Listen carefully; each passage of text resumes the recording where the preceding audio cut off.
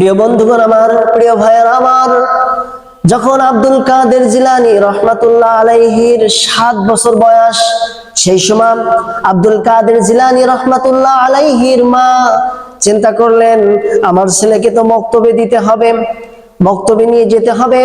তখন হযরতে আব্দুল কাদের জিলানী, তার নাম ছিল ছোট নাম হযরতে আব্দুল কাদের। তখন আব্দুল কাদেরকে তার মা মক্তবে নিয়ে গেলেন। মক্তবে নিয়ে যাওয়ার পরে হযরতে আব্দুল কাদেরকে তার হুজুরের কাছে, তার উস্তাদের কাছে সঁপে দিলেন। তার হুজুরের কাছে তাকে ভর্তি করালেন। আব্দুল কাদেরের মা তখন বলছেন, হুজুর, আমার এই ছোট্ট ছেলেটাকে আমি মক্তবে পড়াতে চাই, আপনার কাছে পড়াতে চাই, কোরআনের শিক্ষায় শিক্ষিত করতে চাই। প্রিয় বন্ধুগণ আমার, এই জায়গা থেকে আমাদেরকে শিক্ষা নিতে হবে। আব্দুল কাদের জিলানী রহমাতুল্লাহ আলাইহির মা কত ভাবে তার ছেলেকে শিক্ষা প্রদান করেছেন, তার ছেলেকে কত সুশিক্ষায় শিক্ষিত করেছেন। প্রিয় বন্ধুগণ আমার, এই আব্দুল কাদের জিলানী রহমাতুল্লাহ আলাইহির ঘটনা থেকে আমাদেরকে শিক্ষা নিতে হবে। এটা একটা ঘটনা বলে যদি আমরা ধারণা করি, আসলে এটা ভুল হবে। এই ঘটনা থেকে আমাদেরকে শিক্ষা নিতে হবে, আমাদের ফ্যামিলিগতভাবে শিক্ষা নিতে হবে এবং সমাজে যাতে আমরা এটা বাস্তবায়িত করতে পারি। তখন দেখেন, হযরতে আব্দুল কাদের জিলানীকে ভর্তি করে দিয়ে তার মা বাড়িতে চলে আসলেন। আসার পরে হযরতে আব্দুল কাদের জিলানী রহমাতুল্লাহ আলাইহির মা চলে আসার পরে হযরতে আব্দুল কাদের জিলানীর হুজুর তাকে প্রশ্ন করে, তাকে পড়ানোর জন্য বলছে, ও আব্দুল কাদের, বলো আলিফ। তখন আব্দুল কাদের জিলানী রহমাতুল্লাহ আলাইহি তাকে উল্টো প্রশ্ন করলেন, তার হুজুরকে উল্টো প্রশ্ন করলেন। তখন হুজুর বলছেন, আব্দুল কাদের বলছেন, হুজুর, আলিফের মানে কি? তখন আব্দুল কাদেরের হুজুর বলছেন, ও আব্দুল কাদের, আলিফের মানে তো আমার জানা নাই, তুমি পড়ো আলিফ আজকে। তারপরেও সে বলছে, হুজুর, আলিফের মানে কি? তখন হুজুর বলছেন, আজ 10-12 বছর ধরে আমি ছাত্রদেরকে কোরআনুল কারীম তেলাওয়াত শিখাচ্ছি, কোরআনে কারীম পড়ানো শিখাচ্ছি, কোন ছাত্র কোনো সময় প্রশ্ন করে নাই, তুমি কেন প্রশ্ন করছো? তখন আব্দুল কাদের জিলানী রহমাতুল্লাহ আলাইহি বললেন, হুজুর, আমার তো আলিফের মানে জানার দরকার। তখন হুজুর বলছেন, তুমি কি পারো? তখন আব্দুল কাদের জিলানী রহমাতুল্লাহ আলাইহি শুরু করলেন, আলিফ লাম মিম আল্লাহু লা ইলাহা ইল্লা হুয়াল হাইয়ুল কাইয়্যুম। এইভাবে 1 পারা নয়, 2 পারা নয়, 3 পারা নয়, 18টি পারা পড়ে ফেললেন হযরতে আব্দুল কাদের জিলানী। 18 পারা পড়ে ফেললেন। পড়ে ফেলানোর পরে তখন হুজুর এই তেলাওয়াত শুনতে শুনতে হুজুর বেহুশ হয়ে পড়ে গিয়েছেন।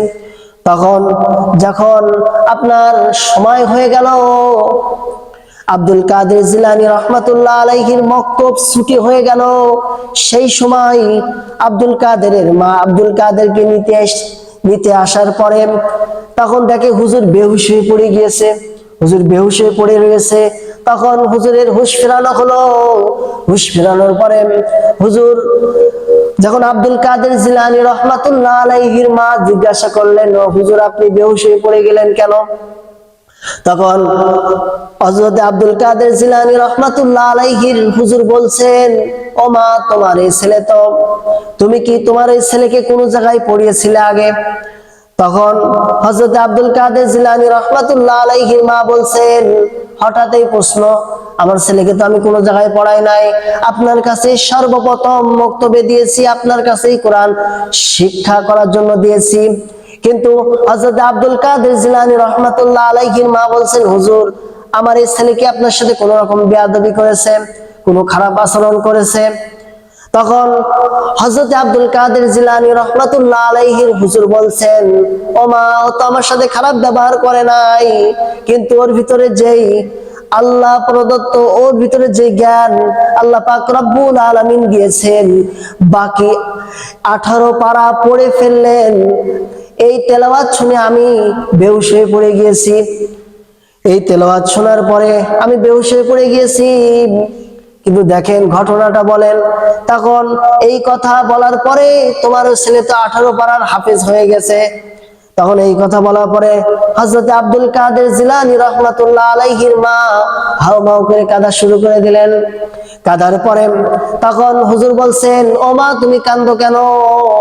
তখন হযরত আব্দুল কাদের জিলানী রাহমাতুল্লাহ আলাইহির মা বলছেন, হুজুর তাহলে ঘটনা শোনেন।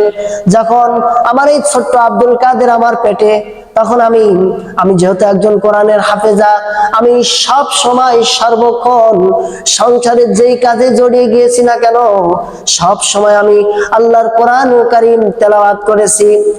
যদি আমি কোনো সময় রান্না বাড়া করছি, সেই সময়ও আমি আল্লাহর কোরআন তেলাওয়াত করছি। থালা বাসন মাজছি, সেই সময়ও আল্লাহর কোরআন তেলাওয়াত করছি।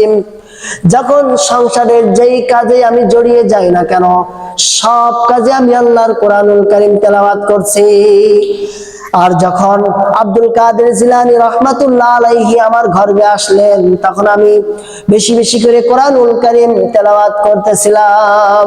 এর কারণে আল্লাহ পাক রব্বুল আলামিন আমার এই ছোট্ট আব্দুল কাদের জিলানীকে আজকে পুরো 18 পারার হাফেজ বানিয়ে দিয়েছেন। প্রিয় বন্ধুগণ আমার, এই জায়গা থেকে আমাদেরকে শিক্ষা নিতে হবে। আমাদের গর্ভে যখন, আমাদের মা বোনের গর্ভে যখন সন্তান আসে, আমাদের মা বোন কি করেন? স্টার জলসা আর জি বাংলা বিভিন্ন রকম নাটক সিরিয়াল তারা মেনটেন করতে থাকে। দাদা বাবুর ওই দেশ থেকে আসা সিরিয়াল গুলো তারা মেনটেন করতে থাকে। প্রিয় বন্ধুগণ আমার, রাসূলের আদর্শ, রাসূলের উম্মত হতে গেলে আমাদেরকে এই কোরআন সুন্নাহ ফলো করতে হবে। দেখেন আজকে হযরত আব্দুল কাদের জিলানী রাহমাতুল্লাহ আলাইহি সারা পৃথিবীতে, সারা বিশ্বে তার নাম ডাক আছে। সারা পৃথিবীতে আল্লাহ পাক রব্বুল আলামিন এত পরিচয় করাই দিয়েছেন। সারা পৃথিবীর ভিতরে হযরত আব্দুল কাদের জিলানী রাহমাতুল্লাহ আলাইহি বড় পীর। প্রিয় বন্ধুগণ আমার, তারপরে দেখেন এই কথা বলতে হযরত আব্দুল কাদের জিলানী রাহমাতুল্লাহ আলাইহির মা কাঁদা শুরু করলেন যে আমি কেন না আমি দিন রাত 24 ঘন্টা যদি আল্লাহর কোরআন নিয়ে পড়ে থাকতাম, তাহলে আমার এই আব্দুল কাদের জিলানী আজকে কোরআনের সম্পূর্ণ হাফেজ হয়ে যেত। এরপর দেখেন একদিন হুজুরের কাছে পড়া চলাকালীন একদিন তার মাকে হযরত আব্দুল কাদের জিলানী রাহমাতুল্লাহ আলাইহি তার মাকে প্রশ্ন করছেন। হযরত আব্দুল কাদের জিলানী প্রশ্ন করছেন, করার সাথে বলছে যে মা, আমি পেটে থাকাকালীন কি তুমি কোনো অবৈধ কাজ করেছিলে? কোনো পুরুষের সাথে কি অবৈধ কাজ করেছিলে? এত করার ভিতরে থাকার পরেও হযরত আব্দুল কাদের জিলানী রাহমাতুল্লাহ আলাইহি তার মাকে প্রশ্ন করছেন। মা বলছে, আব্দুল কাদের এ কেমন প্রশ্ন, এ কেমন কথা? তুমি পেটে থাকাকালীন আমি জানা নাই যে কারোর সাথে আমি কোনো অবৈধ সম্পর্ক করেছি, কারোর সাথে বাজে মন্তব্য করেছি। দেখেন তারপরে দেখেন হযরত আব্দুল কাদের জিলানী রাহমাতুল্লাহ আলাইহির মা বলছেন, ও আব্দুল কাদের, তুমি পেটে থাকাকালীন একটা কাজ হয়েছিল। তোমার নানি বাড়িতে আমি বেড়াতে গিয়েছিলাম। বেড়াতে যাওয়ার পরে তোমার নানির উঠোনে আমের আচার নাড়া ছিল। ওই আমের আচার আমি মনে করেছিলাম তোমার নানি হয়তো বানায়েছে, এই জন্য ওই আচারটা আমি না বলে খেয়েছিলাম। আর না বলে খাওয়ার কারণে হয়তো আল্লাহ পাক রব্বুল আলামিন তোমার এই মেধায়, সেই কারণটা তোমার এই মেধায় প্রভাব পড়ছে। হযরত আব্দুল কাদের যা পড়ছে অধিকাংশ তা ভুলে যাচ্ছে। এই জন্য হযরত আব্দুল কাদের তার মাকে প্রশ্ন করছেন। প্রশ্ন জবাব দিলেন তার মা।